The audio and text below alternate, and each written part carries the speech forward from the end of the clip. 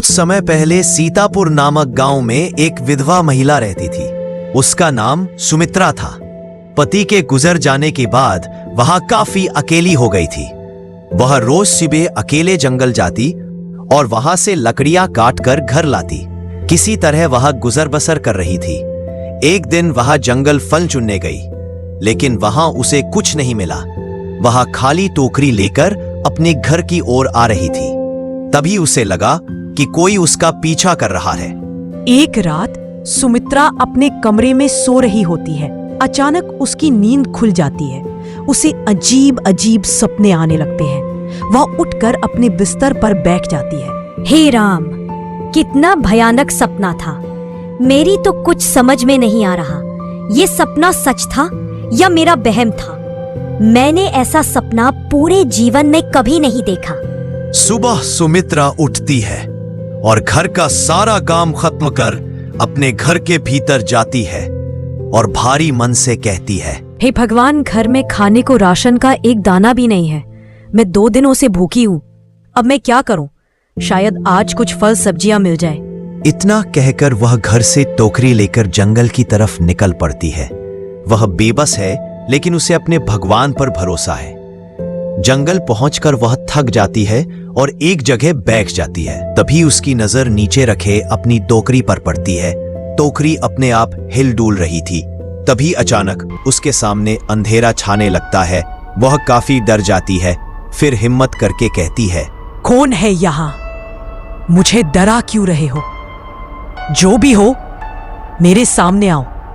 मैं तुमसे डरने वाली नहीं हूं। सुना तुमने? तभी अचानक चारों तरफ उजाला हो जाता है। सुमित्रा तुरंत वहां से भागने लगती है।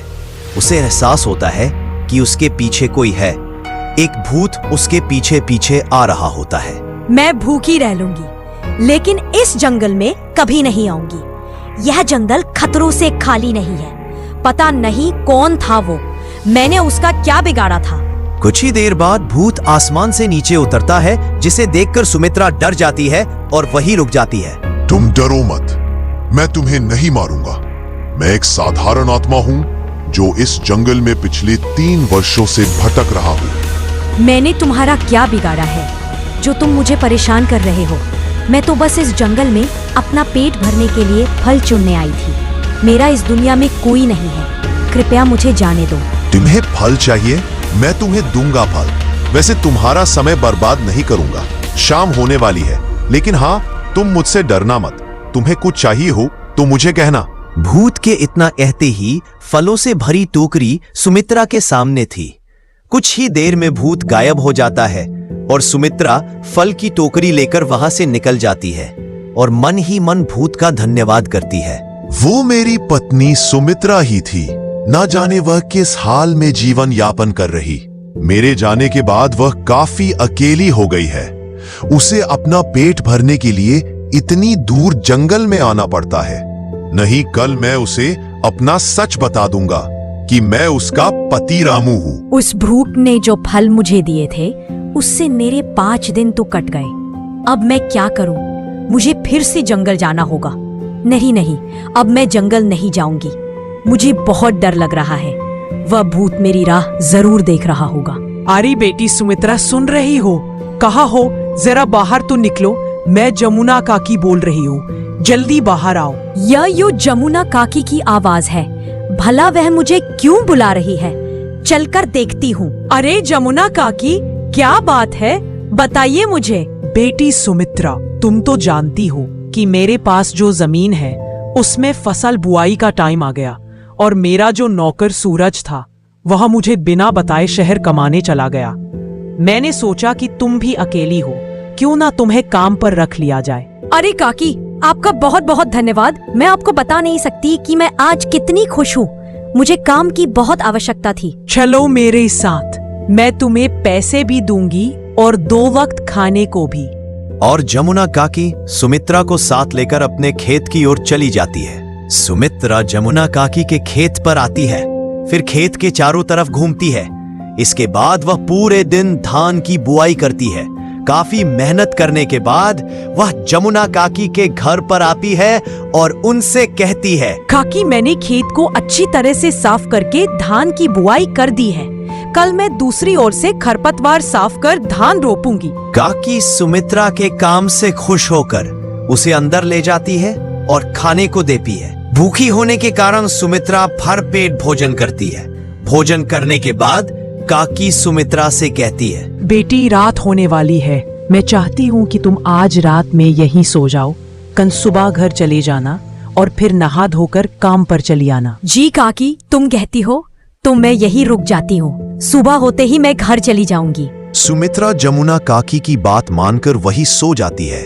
थकी होने के कारण उसे नींद तुरंत आ जाती है। इधर भूत, जो पहले सुमित्रा का पति हुआ करता था, इन दिनों सुमित्रा के जंगल न आने से काफी परेशान होकर उसे ढूंढने के लिए गांव की तरफ आ रहा होता है। घर पहुंचकर वह सुमित्रा को आवाज लगाता है, सुमित्रा, अरे ओ सुमित्रा, मैं हूँ रामू, तुम सुन रही हो ना? जरा बाहर तो आओ। काफी देर तक आवाज लगाने के बाद जब कोई हलचल नहीं हुई तो भूत स्वयं घर के अंदर जाकर देखता है।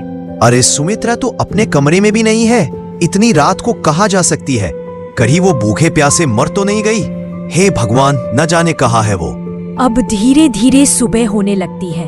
भूत रामू जंगल की तरफ भागने लगता है। वह गांव वालों की नजर से बचकर तुरंत जंगल पहुंच जाता है। हे भगवान, सुमित्रा घर पर भी नहीं है। कहाँ चली गई वो? अब मुझे मुक्ति कैसे मिलेगी? मैं ऐसे ही इस जंगल में भटकना नहीं चाहता। इधर सुमित्रा रोज सवेरे अपने घर वापस लौटती है, फिर नहा धोकर जमुना काकी के घर चल देती है। कुछ देर बाद वह लंच की टिफिन लेकर सीधे खेत की ओर आ जाती है। फिर दिन भर काम करने के बाद सुमित्रा जमुना काकी के घर चल देती है। लगता है सुमित्रा गहरी नींद में सो गई। इसने खाना भी नहीं खाया। बेचारी दिन भर की थकी हारी है। मैं तो इसे उठा भी नहीं सकती।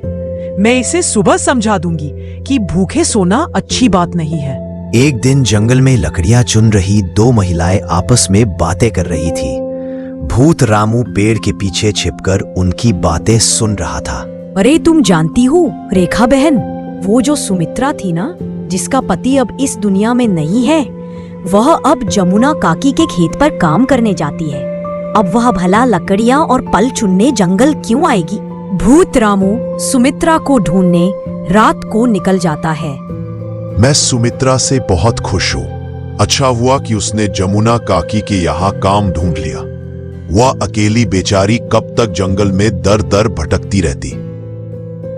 मैंने सुमित्रा से कहा था कि रात को यहीं रुक जाओ, लेकिन मेरी सुनती कहाँ है। कहती है कई दिन रात में यहाँ रुक गई। घर भी तो अकेली नहीं छोड़ सकती। कल मैं उसके साथ खेत पर जाऊंगी और फसलों को देखूंगी। इतना सुनते ही भूत रामू सुमित्रा से मिलने घर की ओर भागता है।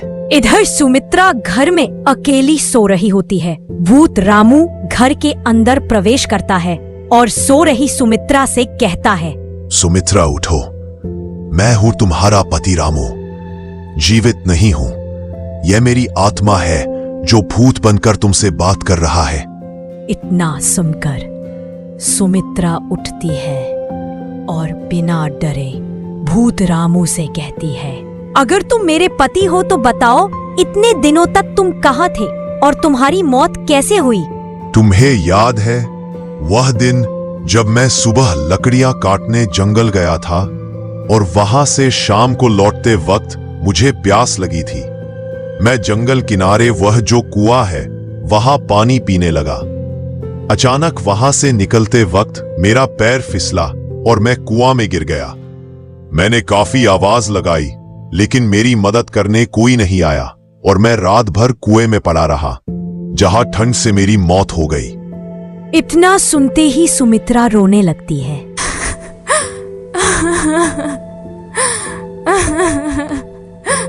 सुनो सुमित्रा, तुम रो क्यों रही हो? तुम रो मत, तुम मुझे समझने की कोशिश करो। मैं अब इस दुनिया में नहीं हूँ, बस मेरी आत्मा भटक रही है। तुम्हें मेरा एक काम करना होगा। तुम करोगी ना? बोलो।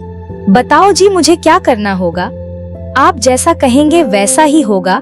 मेरी भगवान से बस यही प्रार्थना है कि आपकी इस भूत रूपी आत्मा को जल्द से जल्द मुक्ति मिल जाए। अब आगे कहिए। सुनो सुमित्रा, तुम कल सुबह जंगल से सटे उस कुएं पर जाओगी और मेरा शरीर जो अब भी उस कुएं के अंदर है उसे तुम्हें बाहर निकालना है, और जैसे ही तुम मेरा सच्चे दिल से अंतिम संस्कार करोगी मुझे मुक्ति मिल जाएगी। तुम ये करोगी ना? बोलो। मित्रा कल सुबह होते ही पंडित जी और 2 लोगों के साथ जंगल से सटे उस कुएं की ओर चल देती है। वहां पर पहुंचकर सुमित्रा पंडित जी से कहती है, पंडित जी, मेरे पति का पार्थिव शरीर अभी भी इस कुएं के अंदर पड़ा है। उनकी इच्छा है कि मैं उनका अंतिम संस्कार करूं, जिससे उन्हें मुक्ति मिल जाए। कृपया आप लोग इस काम में मेरी मदद करें।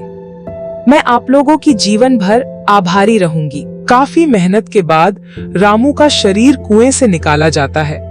इधर सुमित्रा और जमुना काकी दोनों रो रही थी। तभी बिना देर किए हुए पंडित जी सभी से कहते हैं, सुनो, अब रामू के इस पार्थिव शरीर को खुले में ज्यादा देर तक छोड़ना ठीक नहीं है। आप लोग जल्दी से इनकी चिता तैयार करें। इनका अंतिम संस्कार शाम ढलने से पहले हो जाना चाहिए। रामू के दाह संस्कार की क्रिया संपन्न हो जाती है। इधर दूर खड़े रामू की आत्मा आकाश की ओर प्रस्थान कर जाती है।